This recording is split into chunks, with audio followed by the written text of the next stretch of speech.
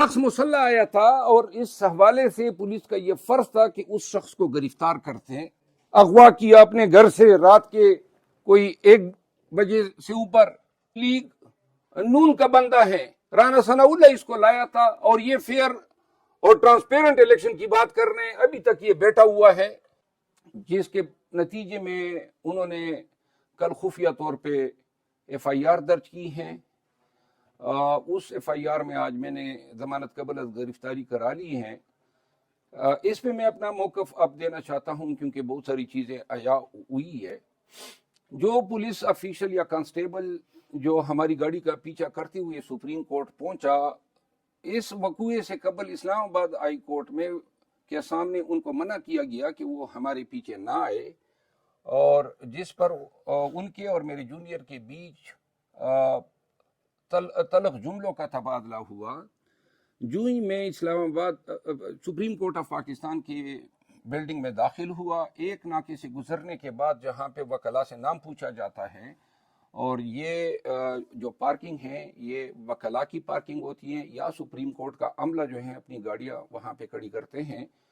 تو میں جب اندر گیا تو جو ہی میں نے گاڑی دوسرے ناکے جہاں پہ ہم سپریم کورٹ کے اندر جاتے ہیں وہاں پہ میں نے گاڑی کھڑی کی, یہ شخص پیچھے سے آیا, اپنی موٹر سائیکل انہوں نے کھڑی کی اور وہاں سے گالیاں دینے کے بعد گاڑی اپنی بائک آگے لے آیا, اور یوں اس نے پولیس والوں کو بلایا اور ان کو کہا جی کہ میں بھی آپ کا پیٹی بند ہوں, اور ساتھ میں گالیوں کی بوچھاڑ کی. میرے جونیئر ان سے گتم گتہ ہوئے, جس پر میں ان کو گلو خلاصی کے لیے گیا تو اس نے مجھے گالیاں دی, اور جس کے بعد یہ واقعہ کیمرے پہ ریکارڈ ہوا.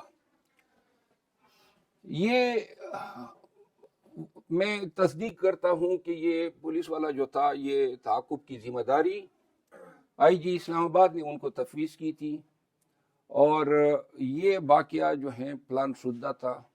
اس کے تائید میں 2-3 چیزیں میں کوٹ کرنا چاہتا ہوں. نمبر 1, ان سپاہی کو میں نہیں جانتا ہوں اور نہ کبھی اس طرح کوئی انٹریکشن ہوا. یہ حضرت جو ہیں اسلام آباد ہائی کورٹ کے سامنے کیا کر رہے تھے جبکہ یہ کہتے ہیں میں پولیس لائن میں ہوں. دوسری بات, یہ اسلام آباد ہائی کورٹ سے سیدھا اس راستے سے اندر داخل ہوتا ہے جس راستے میں داخل ہونے کے لیے انہوں نے شناختی کارڈ جمع کرنا ہے یا سروس کارڈ جمع کرنا ہے, ان کو کارڈ جاری ہونا تھا. یہ سیدھا بلا روکے یہ آ جاتا ہے میری گاڑی کے پیچھے. اس کو میرا تعاقب دوبارہ کرنے کی کیا ضرورت تھی؟ اور یہ FIR میں لکھتا ہے کہ جی اس پر گاڑی چڑھائی گئی. تو گاڑی چڑھائی جانے کا جو یہ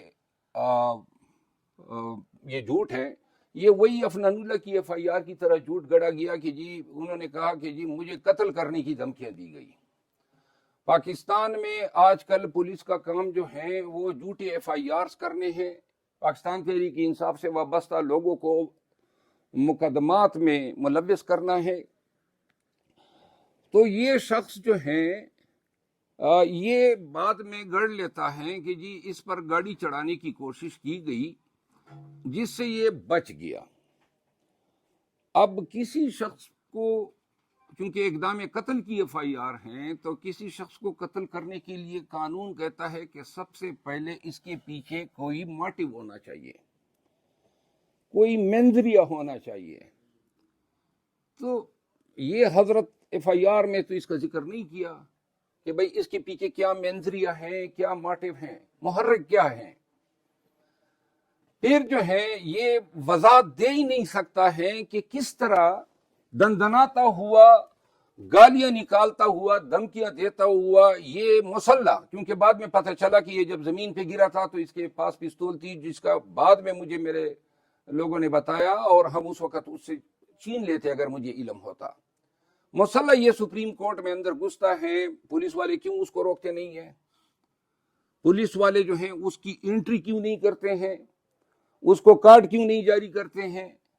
پھر یہ جب وہاں پہ پہنچتا ہے, کیمرے میں نظر آ رہا ہے میری گاڑی کے آگے بائک کھڑی کرتے ہی ساتھ میں للکارے مارتا ہے, پولیس والوں کو بلاتا ہے, پھر اس کی گالیاں اس ویڈیو میں سنی جا سکتی ہے. تو یہ گالیاں نکالتے ہیں. کس طرح ایک سپاہی کی اتنی اوقات ہو سکتی ہیں, اس کی اتنی حیثیت ہو سکتی ہے کہ کسی سپریم کورٹ کے وکیل کے پیچھے اندر سپریم کورٹ میں گھس کے اس طرح کا ارتکاب کریں, اس طرح جرم کریں. اب بات یہاں پہ ختم نہیں ہوتی ہے, بات آگے یہ چلتی ہے کہ اچانک کوئی پراسرار ویڈیو میکر, ویڈیو بنانے والا, اس 35-40 سیکنڈ کی وقوعے کے لیے اس کا کیمرہ تیار رہتا ہے اور وہ ویڈیو بھی بن جاتی ہیں. یہ وہ جگہ ہیں جہاں پہ لوگ اندر اور باہر, آگے ویڈیو والے کا وہاں پہ موجود ہونا, اور وہ ویڈیو والا ابھی تک سامنے ہی نہیں آیا ہے کہ وہ کون شخص تھا. اس کا مطلب یہ ہے کہ منصوبہ بندی کے تحت ویڈیو بنانے والے کو وہاں پہ کھڑا کیا گیا تھا. منصوبہ بندی کے تحت بقایا پولیس والے آئے جنہوں نے اس کے ساتھ مل کے میرے جو گارڈز تھے یا جو میرے جونیئر تھے ان کے ساتھ ہاتھا پائی کی. اور اس کا مطلب یہ ہے کہ یہ ساری منصوبہ بندی صرف اس ایف آئی آر کو درج کرنے کے لیے کی گئی تھی. یہ شخص مسلح آیا تھا اور اس حوالے سے پولیس کا یہ فرض تھا کہ اس شخص کو گرفتار کرتے ہیں. الٹا چور ڈانٹے کوتوال کو یہ جاتا ہے تانا سیکریٹریٹ اور وہاں سے پرچہ برآمد ہوتا ہے فوراً. ہم یہاں پہ ایسے پرچے کروانے کے لیے 1 مہینہ لگ جاتا ہے, 22 کرتے ہیں, پرچے درج نہیں ہوتے ہیں. ان حضرت کا پرچہ 506, 324, 352 کے تحت درج ہوتا ہے. اور 352 یعنی اس کا مطلب یہ ہے کہ یہ سارا سٹیج اس ایف آئی آر کے لیے تیار کیا گیا تھا, اور اس ایف آئی آر کے آرکیٹیکٹ, اس پورے ڈرامے کے تخلیق کار وہ آئی جی اسلام آباد ہیں, جس کے خلاف میں متعدد کیسز میں انہوں نے پاکستان تحریک انصاف کے ورکر اور لیڈر کا جینا دوبر کیا ہوا ہے. کوئی ایسا لیڈر نہیں ہے جو اس کی پولیس کی وساطت سے اٹھایا نہ گیا ہو. اسلام آباد میں کتنے پی ٹی آئی کے ورکرز اٹھائے گئے. اس نے شہریار افریدی کو اغوا کیا اپنے گھر سے رات کے کوئی 1 بجے سے اوپر. انہوں نے رام ترقی کے بھائی کے گھر پہ ڈاکہ ڈالا, وہاں پہ سیف کاٹا, 40 لاکھ روپے اور 15 تولے سونا لے گیا, جس کے حوالے سے آئی جی اسلام آباد کے خلاف میری درخواست پہ سیشن جج اسلام آباد نے پرچے کا حکم کیا, جس کے خلاف یہ اپیل میں گیا اور اسلام آباد ہائی کورٹ میں وہ زیر سماعت ہیں. پھر بہت سارے متعدد کیسز میں نے پاکستان تحریک انصاف کے لوگوں کی جانب سے ان کے خلاف کیسز کیے جو ابھی بھی زیر سماعت ہیں, جس میں سے ایک کیس میں ڈی سی اسلام آباد اور ایس ایس پی اسلام آباد کے خلاف تموین عدالت کے نوٹس جاری ہو چکے ہیں. تو لہذا انہوں نے پاکستان, اور یہ پاکستان مسلم لیگ نون کا بندہ ہے, رانا ثناء اللہ اس کو لایا تھا, اور یہ فیئر اور ٹرانسپیرنٹ الیکشن کی بات کرنے ابھی تک یہ بیٹھا ہوا ہے. میں آج اعلان کرتا ہوں کہ میں الیکشن کمیشن میں اس کے یہاں پہ بیٹھے جانے کے عمل کو چیلنج کر رہا ہوں. یہ نہیں بیٹھ سکتا ہے اگر فیئر اور ٹرانسپیرنٹ الیکشن کرنے ہیں, نمبر 1. نمبر 2 بات بار بار میں کہہ چکا ہوں, اور یہ تمام یہ جتنے پولیس والے اسلام آباد میں بیٹھے یہ سن لے, آپ پرچہ کریں گے میں استغاثہ کروں گا, کرمنل کمپلینٹ کروں گا, آپ تو چلے جائیں گے, لیکن انشاءاللہ میں اپنے کیسز کو آپ کے خلاف منطقی انجام تک پہنچاؤں گا. دوسرا, جو بھی کیسز میرے خلاف درج کرے گا اس نے ان کیسز کو ثابت بھی کرنا ہے, اور جب کوئی کیس ثابت نہیں ہوگا تو میں ملیشیس پراسیکیوشن کے حوالے سے ان کے خلاف فرجانے اور ڈیمیجز کے کیسز کروں گا.